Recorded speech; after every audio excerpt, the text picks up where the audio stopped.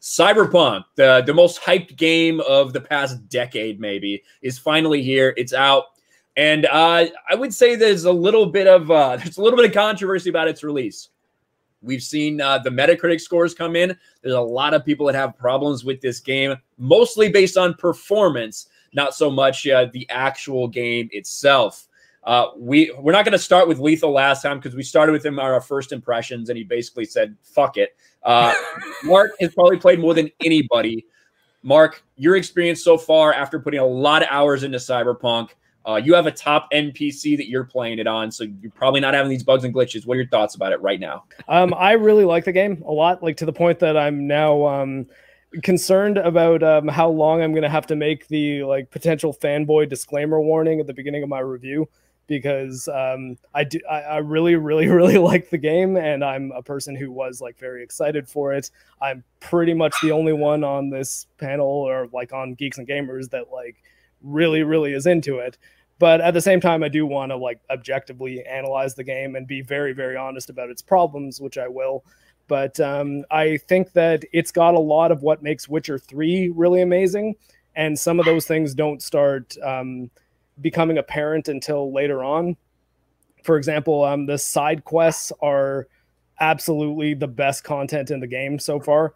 The main quest is kind of the Johnny Silverhand stuff that you've seen in the trailers and everything, but there's also characters that you meet that are not really quest givers, but they kind of help you out in a couple quests, and each of them seem to kind of have their own quest line where you really get to know them and have kind of its own little self-contained story that usually is if you help us with all this, we'll give you something to help you with your Johnny Silverhand situation. So it factors into the main story, but it's really kind of its own little story that's at the side. So do not skip the side quests, everybody, if you're playing this game. You really are.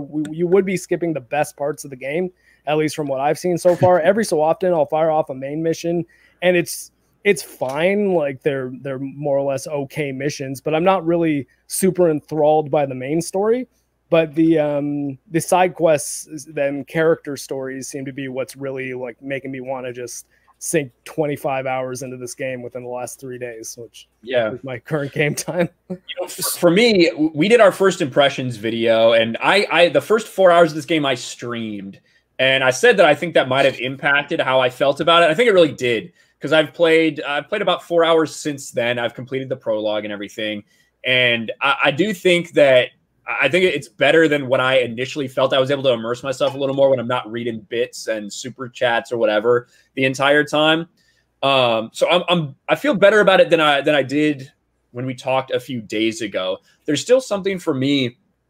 I think it might have something to do with being in first person. I feel like what I thought Cyberpunk would be is I would be able to create really create my character, be able to do whatever I wanted. But instead, I feel like I am V, and I'm kind of along for the ride, and it feels different in first person to have your character talking like that. Whereas in Witcher 3, I feel like, hey, that's Geralt. I'm making these decisions for Geralt. I care about Geralt.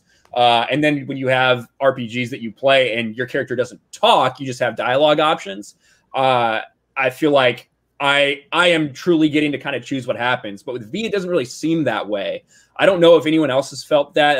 It's kind of a weird thing. That's kind of what I'm narrowing it down to, why I don't feel quite as high on this as I did in something like Witcher 3. Well, me and you talked about this the other day, and I actually agreed with you, because I talked about my experience with Half-Life 2 and how you don't really speak as Gordon, and so it kind of makes it feel like it's your story and not someone else's story. And when V is speaking, you just feel like it's not your story, it's someone else's story you're experiencing, and it kind of it's doesn't make it bad or good. It's going to change a certain way you have a perspective on it.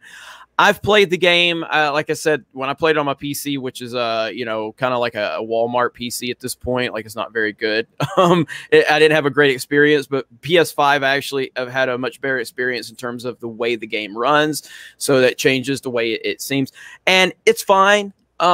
It's not pulling me in, though. I'm not wanting to, as much as I want to be pulled into this world, the characters so far just haven't really pulled me in and everything like that. But I'm way early into the game, only a few hours into it, and there's a lot. So you can't really judge it on a few hours in. These aren't typically my style of games anyway. I don't usually have a lot of time to invest in a game like this. But I think for the people that know exactly what they're getting into and what to expect, I think people are going to love this game if that's the type of thing they were looking for. But the performance issues, if you look at what happened with The Witcher 3, everybody knows the whole story with that one. Released really buggy, and there was a lot of problems. But once they all fixed it, most people say it's one of the greatest games of the generation. And I think that's probably what's going to happen with Cyberpunk. From everything I've heard, and people like Mark know a lot more about this than me, but it sounds like they probably should have delayed the game. It should have been delayed well into 2021, and I think they would have had a much smoother launch. Yeah, but I will say about the characters, if you haven't seen the title card yet, like the Cyberpunk 2077 like end of prologue thing, you have not even met a single main character. Yeah, like pretty much everyone in the prologue is like just kind of there for the prologue, and like some of them are around afterwards a little bit, but none of the people that you really spend a lot of time with that you've even met yet. So gotcha. Right. Flash, what did you think? Well, I'm not that far into it, but I mean, I like it so far. I just need to sit down and play it more, but I've just been so busy this week with all the stuff going on. But I like it. I haven't had very many problems. You know, like I said when we were talking before yesterday, when I was playing it, my car was like 4 feet off the ground. But as soon as I got into it, it was normal again. So I think it'll all get fixed in time. They'll for sure patch all this stuff up. It just sucks that we're kind of like beta testing for them. Yeah, that is very true. That is the shitty part, and I think that there's a reaction to this right now. We're gonna look at the Metacritic scores here in a second and show you guys exactly the way people have reacted, because especially on Xbox One and on PlayStation 4, for a lot of people, it's kind of unplayable. Lethal, you're one of those people. Have you put any more time into it since we talked? I'm over this game. I haven't touched it since then. I'm out. I don't like it. This game is not for me. It's unplayable, and even if it was, I just don't like it. Witcher 3 grabbed me, pulled me in. This just isn't doing it for me. I don't like Cyberpunk. I'll get Lethal's back on here because I see people reacting to his unplayable comment. He's on a base level PS4, so he might actually be giving an accurate complaint saying it's unplayable. Well, yes. Considering this is the score on PlayStation 4 on Metacritic right now. It's at 2.5. So Lethal is not alone. There are a lot of people that it is nearly unplayable for on PlayStation 4, and I think this is really kind of the bigger story. The fact that this game, there's people that are going to say, well, if you wanted it to look better, you should have it on PlayStation 5 or PC. The simple fact is they released this game on PlayStation 4. They marketed this game on PlayStation 4. When it was supposed to release in April, PlayStation 4 was the console. And right now, the vast majority of console players are playing it on PlayStation 4 and Xbox One because simply PlayStation 5 and Xbox Series X are not very available. It is hard to get your hands on them. Yeah, and even if they were easy to find, there wouldn't be that many of them out in the wild now. Like nothing compared to the numbers that PS4 and Xbox One would have. Yeah, exactly. Because I mean, like Ryan said, this it's not PlayStation 4 is still the current gen console. Like it is the current gen. I know we're into the next gen, but these systems are not widely available. And if you're going to launch the most anticipated game in the last decade on an install base that has over 100 million systems out there, it needs to work. Telling people that they should play on a PC, a high-end PC versus a PlayStation is ridiculous. A high-end PC is extremely expensive, and everyone can't afford that. And if they're going to release this on launch on a PlayStation 4, it needs to run on a PlayStation 4. It's not the same thing. Like, you're a crazy person. If there's a third-party game that's available on Switch and PlayStation 4, and you go buy it on the Switch and you complain because it's not playable, you're crazy. You're an idiot. That's not, everybody knows that, but that's a comparable platform. Yeah, and I see some people saying, well, there's no way. It works fine on my PlayStation 4. Those are the people who are like, oh, 30 frames a second's a good frame rate. I'm like, no, it's not. Well, there's a lot of backlash. The reason these scores are the way they are, we've talked about Metacritic, right? Metacritic is an indication of how people feel about the game. The people who are playing on PlayStation 4 feel very shitty about this game in a lot of ways because of the problems they're having. There's a ton of crashes for a lot of PlayStation players, hard crashes where you have to reset your PS4 completely. And I feel for those people that maybe pre-ordered this game in fucking, I don't know, December, January, expecting it to be released in April on their PlayStation 4, are now coming around to find out in December that this game, for a lot of people, doesn't work on PlayStation 4 almost at all. And I think everything that went into this, the fact that CD Projekt Red didn't allow people to review it, to play it on anything other than PC, the fact that they didn't allow anyone to use their footage because even on PC, there's a lot of bugs and glitches they did not want people to use and expose. I think the whole thing has lost CD Projekt Red some credibility. And I've been kind of talking about this for months. Once we kind of saw the lead up, when they decided to start doing the mandatory overtime, all of these things made me feel like this game was not going to be ready. There's going to be a shit ton of problems. And sure enough, there is. CDPR lied, people died. It's that simple, ladies and gentlemen. That's an inside joke with all of us. Look at Mark. Mark's ready to fire away. Well, I mean, like I'm probably the person that'll go to bat for CD Projekt more than anyone else. Tars. Tars, I'm going to turn Tars honesty up to 100%. Go for it, Mark. Okay. Well, like I said, I'm probably the person that out of the 5 of us will probably shill for CDPR like the strongest, because I primarily use their storefront to buy PC games, GOG, because I think that they, in general, they are a very consumer friendly company.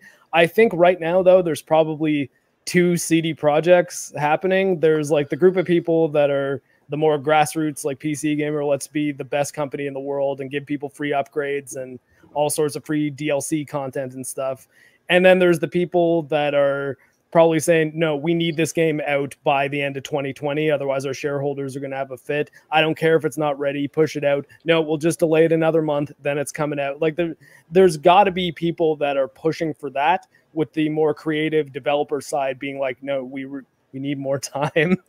And so I kind of feel sorry for those guys and think that the people pushing probably don't understand the company they're even working for, because I think the reason most people love CD Projekt is because of how very consumer friendly they are. And whoever drafted up the embargo and the restrictions for like the reviewers and stuff, that was a crazy move. It was absolutely nuts for them to do that. And that the better thing would have been to just have a straight up day one embargo for reviews. If you're going to do that, like just be like, no reviews out until the 10th. The reason they did that is because they knew how this game was. But the thing is, having it like, okay, you can put reviews up on the 8th, but they need to be all trailer footage. Yeah, has anyone ever done that before? I've never seen that done before, as far as I know. Happens a lot. It happened to Doom 2016. You know what happened? You know what happened to Last of Us Part 2? They only allowed people to use footage from a sliver of the game to make sure that nobody got any of the spoilers, because they wanted you to think that Joel would be a big part of the game. So what happened? Yeah, I mean, like, as much as I don't like going to bat for Naughty Dog, especially these days, that I can at least see be like, okay, we've got like a twist in our game, and we don't want the twist being spoiled for everybody. Well, here the twist is it doesn't work on PlayStation 4. Yeah, exactly. But I think that like if the way to be semi-scummy about that, but still somewhat reasonable, is just to say no pre-release reviews. The review embargo is day one, or just don't even give review copies to any outlet, especially if the game isn't ready. Like I think there's look, regardless of your personal experience of the game, and I don't mean anybody here, just generally, whatever your experience of the game is, I think you have to step back and just, this is not a good launch. This is not a good launch. There's a lot of problems, widespread problems. And with all of the delays that they had with the game, and the fact is, you can't sit here and say people can't complain about playing on 8-year-old hardware when the game was originally supposed to be released specifically on that hardware. The original release date was set for PlayStation 4 and Xbox One era. You can't, that's not an excuse that you can use, because it doesn't line up. Originally, this was supposed to release for these systems, along with PC, obviously. It's not a good release. I think it's pretty clear that it's primarily a PC game. There probably was even talks about just making it a PC exclusive timed for the reason that isn't just like, oh, the PC company paid us money, but like, no, we can get the PC version working in a reasonable amount of time, but we need more time on the console versions. And even like the PC has problems. I actually have a little list of bugs that I've encountered, but none of them are experience ruining. At least, I mean, I could even read some of them if you'd like, but nothing compared to what the consoles are dealing with. Like this game is a little rough, but ready to go on PC. But especially just going from Lethal's perspective, it seems like it's just like, no, like it flat out just does not work on consoles. I watched Lethal's live stream. It crashed twice when he was playing it. Yeah. I wonder how it is on the PS. Nudity. Why all my streams getting taken down for nudity? Well, you had your chick dick swinging around the whole and you have giant tits. It was glorious. But it's like this, like I always said the reason I thought CDPR was going to force this game out in December was because of their investors, because they needed it by the end of the year to get it out. Well, it hasn't had a very good impact on their stock. Look at this shit. So I'm like debating buying some CDPR stock. You probably should. But like, look at where it was when all the hype, like a lot of hype, December 4th, everyone's like, it's finally going to come out. Then we start to hear some things. Some people start to come up with, even on the PC, it does seem like it's a little buggy. Like this game maybe isn't finished. Then it actually releases, and CDPR stock is down in a big way, 25% or so over the past couple days. I do think that will bounce back. It's the stock market after all, but it's an indication. Even though it's sold, it's breaking all kinds of records. It's sold a shit ton, yet that stock is still down. So it tells you kind of where people's heads are at. Pre-order though is 8 million pre-orders, which is like a stupid amount. Like that's crazy. Granted, it's multi-console. But they made a profit day one, didn't they? Yeah. They've already recouped all of their production costs. So I might try to run it on my PS4 Pro and see how it runs on there. I haven't yet, just to kind of get that perspective. I mean, I have a base model PS4. I have a PS4 Pro as well. Were we hearing it's worse on base PS4 or base Xbox One? Or is it both? I've heard Xbox One S is the worst one. Really? Okay. Well, like, I mean, I don't know. Sense. Launch Xbox One, I think it might even be worse, but I don't think there's a huge power differential between those two. No, I think it's just HDR compatibility and a 4K Blu-ray player. I think it could run a little bit better, but they locked it to be in the same line as the launch Xbox One. Oh God, that footage makes me sad. It's bad. This is PlayStation. This is what Lethal's dealing with. Last night, I ran it on my my bedroom TV. That's like a 4K OLED with HDR on, and it just looks stupidly good. Like I was just walking around, and it was just like, this is one of the most like unbelievable looking games I've ever seen. I can't capture HDR footage because it doesn't translate properly, so it looks all washed out and crappy. Rewind that. Back that up. That's pretty good. But look, it looks so shitty. It looks like a PS2 game. It does. That's what I mean, right? It looks like terrible. Well, it's I think there was the old thing that people used to say about like Nintendo Wii ports. It's like the thing they do is just keep on turning stuff off until it runs. Not until it stops before it runs well. Just keep turning stuff off until it runs on this platform. It seems like that's what they did for the PS4 and Xbox One versions. Yeah. This is a clip of Young Ripa because his game just kept fucking crashing over and over again. He's playing it. You can see he's like, oh fuck, there we go again. Just walking around too, and that's PS5. Looking at the interface, it looks. Yeah, he's on PS5. Yeah. Damn. So his. Look at this. Come on. This is the kind of shit that people are talking about, right? This is the kind of shit that people are talking about. Yeah, I mean, like, effectively, this game is right now a PC and a next-gen console exclusive. It's just like technically exists on the other platforms. I don't think you should get this game probably ever on PS4 and Xbox One. Like, I mean, maybe if they do some miracle work on it, and granted, they managed to get Witcher 3 running at least competently on Switch. So I imagine, given enough time, they'll probably be able to optimize this to the point that it's like playable. But I think it's pretty safe to say that like right now, what essentially is out is like the early access version of this game. So I think like to bring us back, I think that the problems with this game is not so much the game as much as it's the performance of the game. So I think once this game is actually finished, I think that it will live up to the hype that has been surrounding it, but you can't ignore it when you have this much hype. And again, I can't remember a game having this much hype in a long time. Maybe the last GTA that came out, you know, maybe.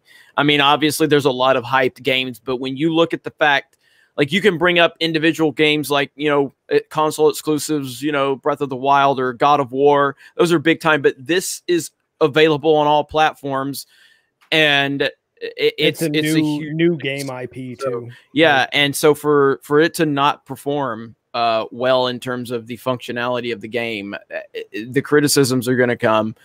There's a big, huge, passionate fan base for CDPR. We know, I know firsthand, Ryan knows, we know how passionate they are, and they're very defensive of any criticisms. So it's, I think it's only going to get worse before it gets better. Yeah, see that I don't think that. I think at this point they're. I'm talking about I'm saying the next month or two is still going to have a lot of people. Cyberglitch 2077 was trending on Twitter today. There are a lot of people that are talking about this shit. Yeah, I'm just saying this game is not like. This game is not going to be finished for several months, is all I'm saying. And people are buying it in such record numbers that's only going to increase the problems that are posted, like those videos that Ryan just showed. Those videos are going to continue to circulate because they're going viral.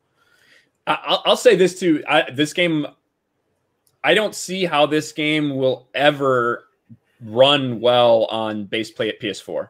Ever. Like, I don't think there's a path forward for them to fix. It should have just came out on PS5 and Xbox Series X. People that wait for those versions, I think, are going to be the best ones off, because they'll get to experience the game like not broken, probably. Yeah, and there's no release date set on those versions yet, so they have time. And I think that like I said, the two teams at CD Projekt, the business team and the creative team, the creative guys will be like, "Can you give us our fucking time for this one? Maybe." I think it'll maybe go a bit better if we really polish up these Xbox Series and PS5 versions and then put them out. And I think if they do, especially if like a DLC expansion comes out at that time, like a major one with like a whole new like story campaign, maybe not necessarily a super long one, maybe one that's like Hearts of Stone from Witcher 3. If they do that and include that within the price of the PS5 and Xbox Series X versions, they could probably just keep it at standard list price. And I think they'll do quite well. But that's why I don't really agree with it's going to get worse. I think things will be looking up from now on, because I think CD Projekt's going to be very hard at work fixing a lot of these problems. They are the kind of company that will do that. They're not just going to leave a game broken forever. Yeah. But I want to be very, very clear. If you're on a base level console, even if you're on a Pro or Series X, or not Series X, an Xbox One X, I do not recommend getting this game. I think I'm probably the person on here that likes it the most, and I do not think you should get it on a console unless you have a PS5 or Series X. Can confirm. Yeah, I mean, PS5, I've had a great experience with the game on PS5 up to this point. I'm not too far into it, but much better than I had on my Walmart, or I would say Dollar General PC that I have. How old is your PC? It's about 4 years old, but it was never. Yeah, mine's about 3. It was pretty good for 3 years. Yeah, you know, mine when it. We should say this too. When it runs right, it looks fucking phenomenal on PC. Like Mark's been saying, it really does. I've had some issues. I've had some frame rate issues, even when I'm turning off.